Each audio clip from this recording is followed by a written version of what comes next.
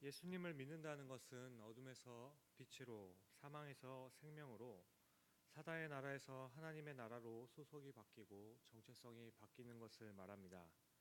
또한 예수님을 믿는다는 것은 어둠에서 빛으로 사람을 불러내는 통로가 되는 것이고, 사망에서 생명으로 이끌며 사단의 나라에서 하나님의 나라로 인도하는 그런 생명의 통로로 쓰임 받는 것입니다.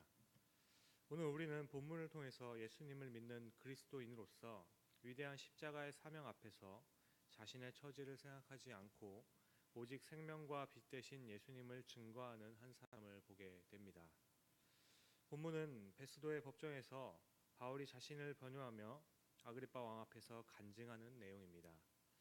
바울의 간증은 사도행전 가운데 9장과 22장 그리고 오늘 본문까지 총 3번 기록되어 있습니다. 9장에서는 바울이 다메섹에 가다가 예수님을 만나게 된 사실적인 사건을 기록하고 있고, 22장에서는 1, 2, 3차 선교 여행을 마치고 오순절을 지키기 위해 예루살렘에 왔을 때 아시아에서 온 유대인들의 그 충동질로 인하여서 산헤드린 공회에서 재판을 받을 때 한 간증입니다. 그리고 오늘 본문인 26장에서는 아그리빠 왕 앞에서 간증을 합니다.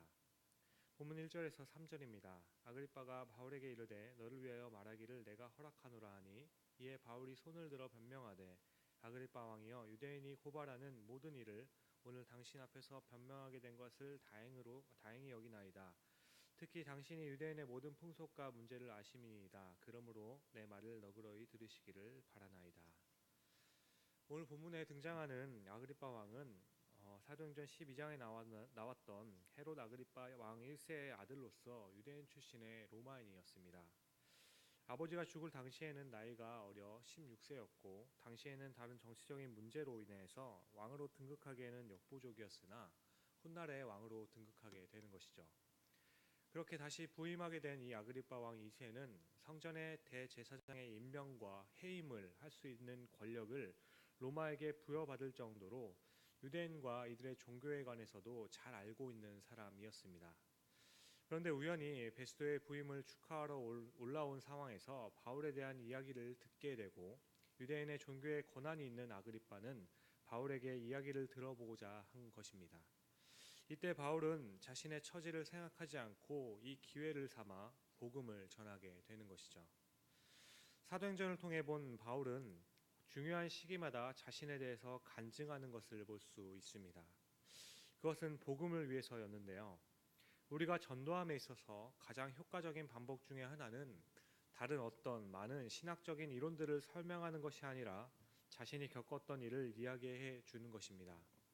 내 인생의 B씨와 A들을 구분하여 말해주는 것이죠.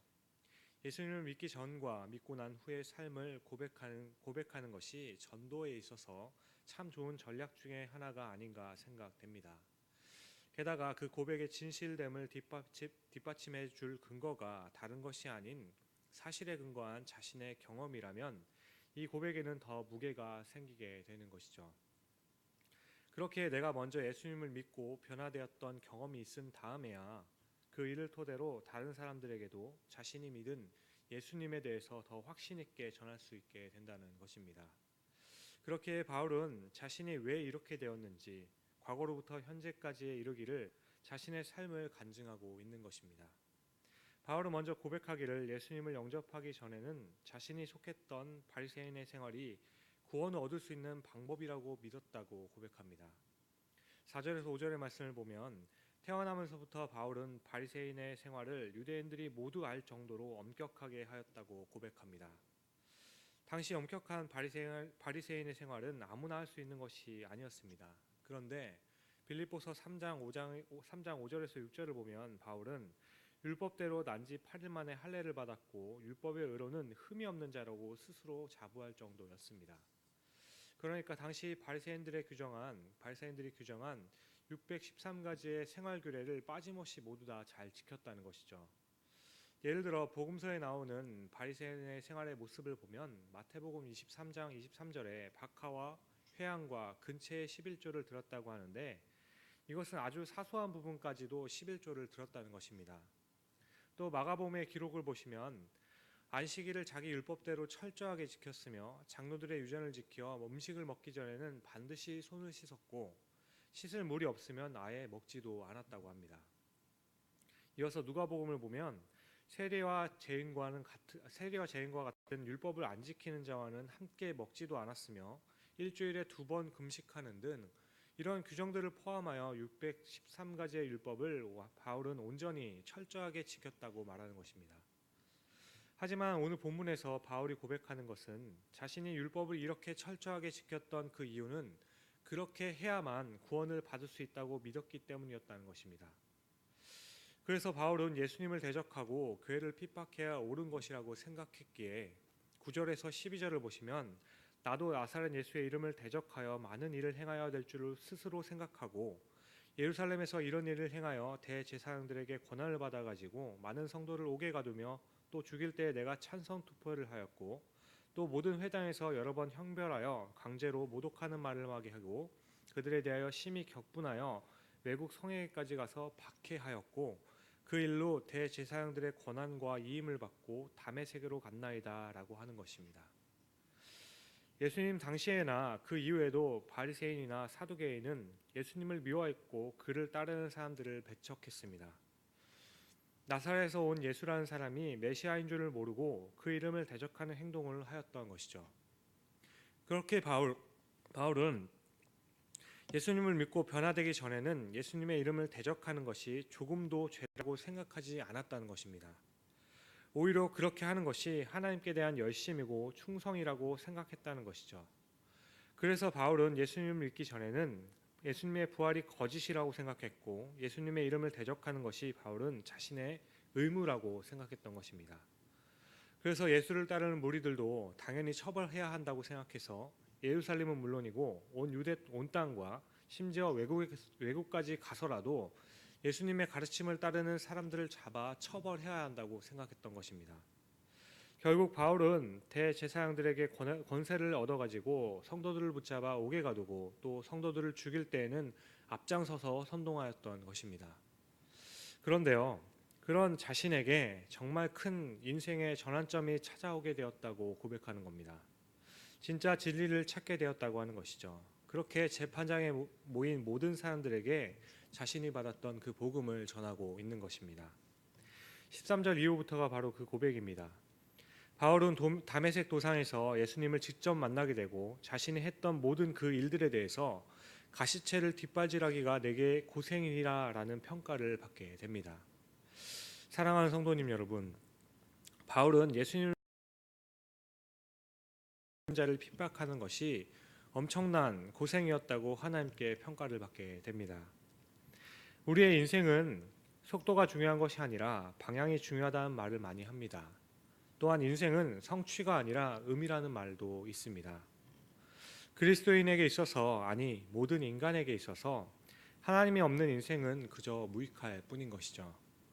왜냐하면 방향이 틀리기에 속도는 아무런 의미가 없고 그 가운데 얻게 되는 성취 또한 아무런 의미가 없어지기 때문입니다. 바울도 오늘 같은 고백을 하고 있는 것입니다. 바울은 교회를 핍박하면 할수록 하나님의 큰 일을 했다는 자부심과 만족이 있어야 했는데 돌이켜보니 오히려 더 마음이 무겁고 기쁨과 평안이 없었다는 것이죠.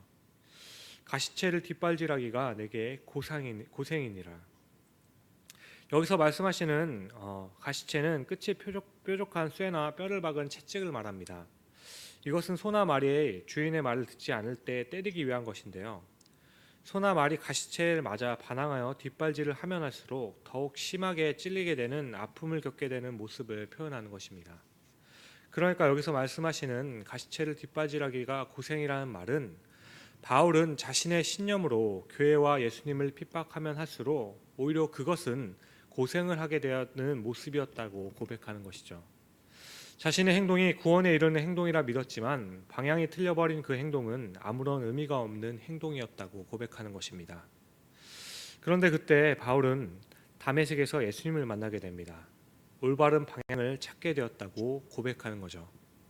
사랑하는 성도 여러분, 여러분들은 예수님을 처음 만났던 그때를 기억하십니까? 오늘 바울이 이야기하려는 간증의 내용을 보면 예수님을 만난 분명한 증거를 증언합니다. 바울은 분명하게 예수님을 어떻게 만났는지 간증하고 있다는 것이죠. 오늘 우리에게도 필요한 것이 있다면 바로 이 처음 사랑을 기억하는 것이라고 생각합니다. 우리가 신앙생활함에 있어서 흔들리게 되는 건 물리적인 부분보다는 심적으로 오는 마음의 평안이 없을 때 더 심한다고 고백합니다. 그러니까 예수님을 만났던 그때가 흐릿해지면 흐릿해질수록 우리는 더 자주 그리고 심하게 흔들릴 수 있다는 것입니다. 그렇다면 어떻게 해야 그 사랑을 늘 기억하며 살아갈 수 있을까? 그것은 늘 예수님과 동행하는 삶을 살아가는 것입니다. 우리가 예수님을 만날 수 있는 방법은 성경을 읽을 때, 그 말씀을 묵상할 때, 또한 배울 때, 그리고 그 말씀을 붙들고 기도할 때라고 생각합니다. 오늘 말씀을 보면 바울은 예수님을 만난 확신이 있었습니다. 물론 직접적인 계시였기에 더 확신이 있었을지 모르지만 하나님께서는 우리에게 말씀하시기를 믿음은 바라는 것들의 실상이라 하셨고 보지 않고 믿는 것이 더 복되다 하신 말씀을 기억합니다. 오늘 여기 모인 우리는 그런 확신 있는 믿음이 있기를 소망합니다. 그래서 어떠한 어려움과 고난과 핍박이 온다 하더라도 흔들리지 않기를 간절히 소망합니다.